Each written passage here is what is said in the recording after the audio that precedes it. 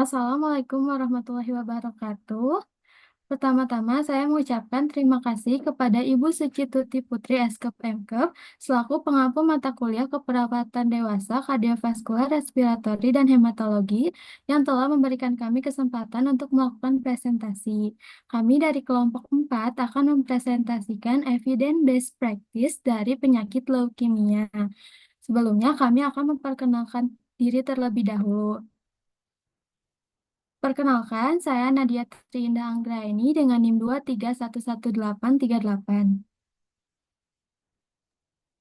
Perkenalkan, saya Panisali Apriani dengan nomor NIM 2311048. Perkenalkan, nama saya Nafisa Warda dengan NIM 2305106.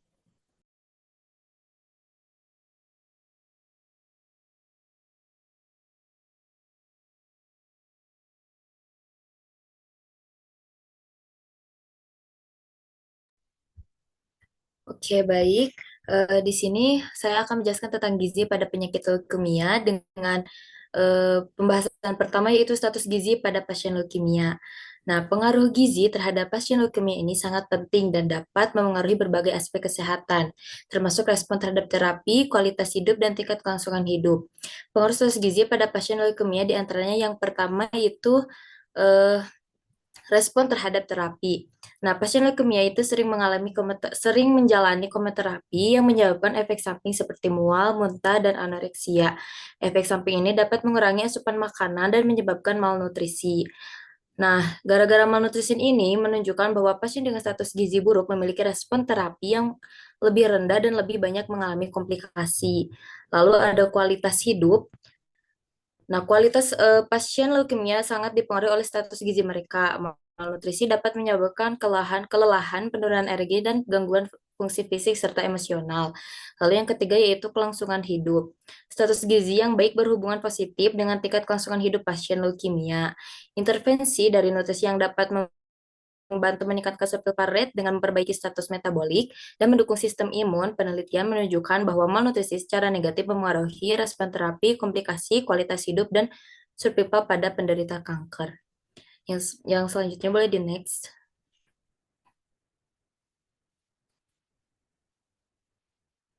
Nah, pada pembahasan kedua ini yaitu membahas tentang hubungan pola makan dengan perkembangan penyakit leukemia. Yang pertama itu ada status gizi dan respon terapi. Nah, pola makan yang baik berkontribusi pada status gizi yang optimal, yang sangat penting bagi pasien leukemia.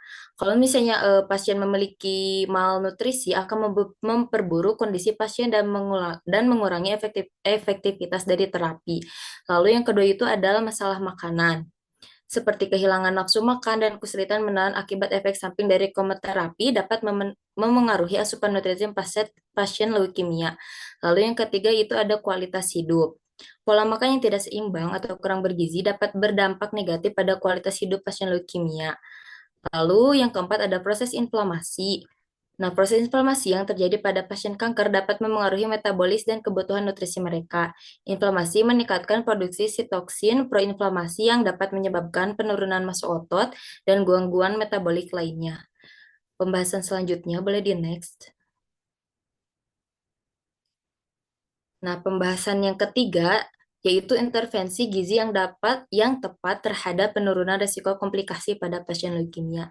Yang pertama yaitu peningkatan status gizi. Nah, isinya itu ada tentang pentingnya dari nutrisi dan asupan nutrisi pasien leukemia. Lalu yang kedua ada mengurangi efek samping kemoterapi seperti manajemen gejala dan suplemen nutrisi. Lalu yang ketiga itu meningkatkan kualitas hidup si pasien seperti dampak positif pada kualitas hidup, lalu pengurangan dari komplikasi tersebut. Lalu yang keempat atau yang terakhir itu dukungan psikologis, keterlibatan keluarga. Jadi untuk menurunkan risiko komplikasi pada seorang pasien dengan gangguan penyakit leukemia ini, penting untuk kita menjalankan intervensi yang ada di PPT tersebut.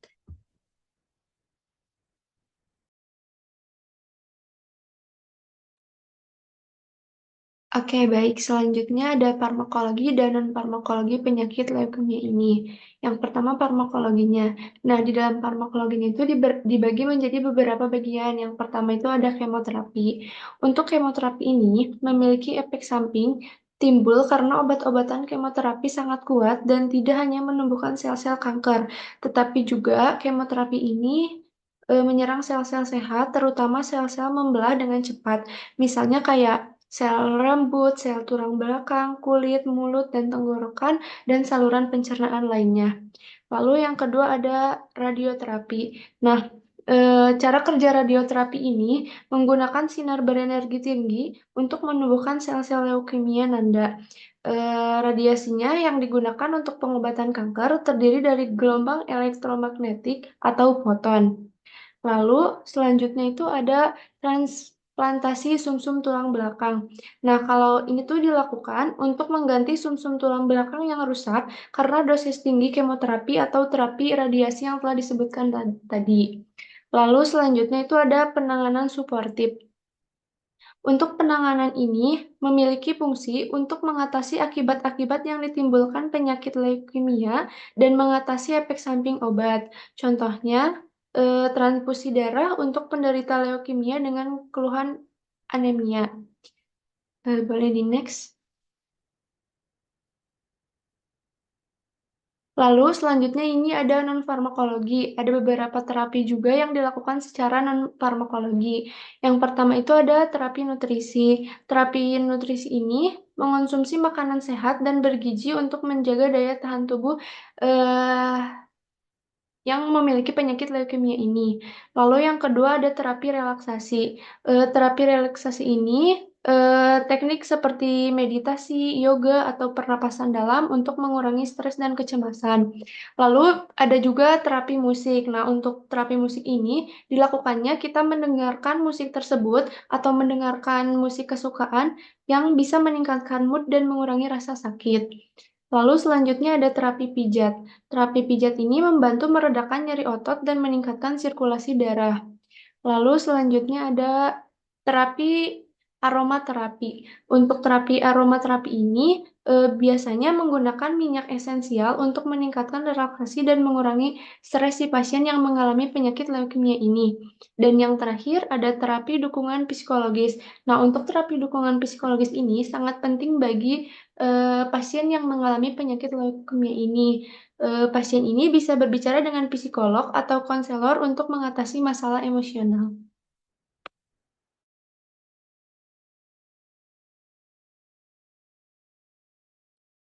Baik, untuk yang selanjutnya rehabilitasi medis. Rehabilitasi medis bagi pasien leukemia merupakan bagian penting dari proses penyembuhan dan pemulihan. Oleh karena itu, pendekatan rehabilitasi yang komprehensif diperlukan untuk membantu pasien kembali ke kehidupan sehari-hari mereka setelah menjalani pengobatan. Nah, rehabilitasi medis ini bertujuan untuk memulihkan fungsi fisik, seperti meningkatkan kekuatan otot, daya tahan, dan mobilitas, selanjutnya mengurangi gejala, seperti mengatasi kelelahan, nyeri, dan masalah kesehatan lainnya. Selanjutnya, mendukung kesehatan mental seperti menyediakan dukungan psikologis untuk membantu pasien mengatasi stres emosional, dan yang terakhir, meningkatkan kualitas hidup, membantu pasien kembali ke aktivitas sehari-hari, dan meningkatkan interaksi sosial.